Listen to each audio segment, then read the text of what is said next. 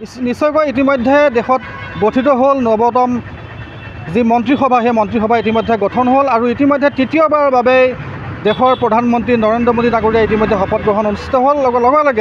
তাৰ লগে লগে আমি দেখা পোৱা গ'ল যে মন্ত্ৰীসভা ইতিমধ্যে গঠন হ'ল। কিন্তু এটা পৰিতাপৰ বিষয় যে যোৰহাটৰ এজন তথা অসমৰে এজন একমাত্ৰ চাহ জনগোষ্ঠীয় তথা পুৰণি সাংসদ কামাখ্যা প্ৰসাদ তাছা ডাঙৰীয়াক দিয়া নহ'ল মন্ত্ৰিত্ব। যোৰহাটত এতিয়া সাধাৰণ ৰাইজৰ মাজত প্ৰতিক্ৰিয়া অব্যাহত আছে। কেইবাজনো ব্যক্তি মোৰ লগত আছে, তথাপি মই এজন ব্যক্তিৰ পৰা জানিব বিচাৰিম।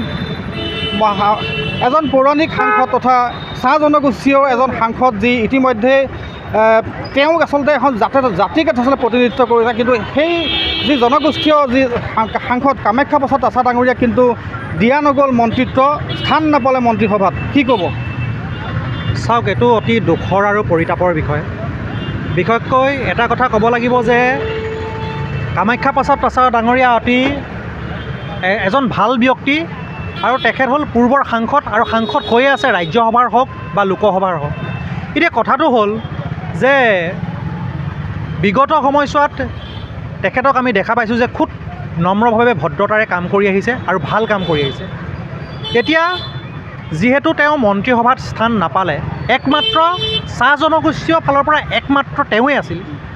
তেওঁ মন্ত্ৰিত্ব নোপোৱাৰ ক্ষেত্ৰত চাহ জনগোষ্ঠীয় লোকসকল যে দূষিত হ'ব, চাহ জনগোষ্ঠীয় লোকসকলে যে এটা বেয়া মনোভাৱ ল'ব, এই কথাটো কিন্তু স্পষ্ট হৈ পৰিছে। কাৰণ চাহ জনগোষ্ঠীয় লোকসকলে চাই আছে যে আমাৰ এজন নেতা আছে, সেই নেতাজনক যদি মোদী মন্ত্ৰীসভাত মন্ত্ৰিত্ব প্ৰদান নকৰে, তেনেহ'লে আমি কোনোবা ফালৰ পৰা পিছ পৰি যাবলগীয়া হ'ব নেকি? গতিকে এনেবোৰ প্ৰশ্ন এতিয়া চাহ জনগোষ্ঠীয় মানুহসকলৰ মাজত এটা জল্পনা কল্পনা হৈছে, বিভ্ৰান্তি হৈছে।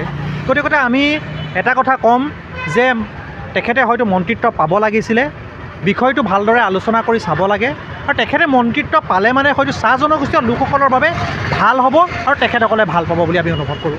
নিশ্চয়কৈ ক'ব লাগিব, এতিয়া কিন্তু যোৰহাটত এই ধৰণে প্ৰতিক্ৰিয়া কিন্তু অব্যাহত আছে।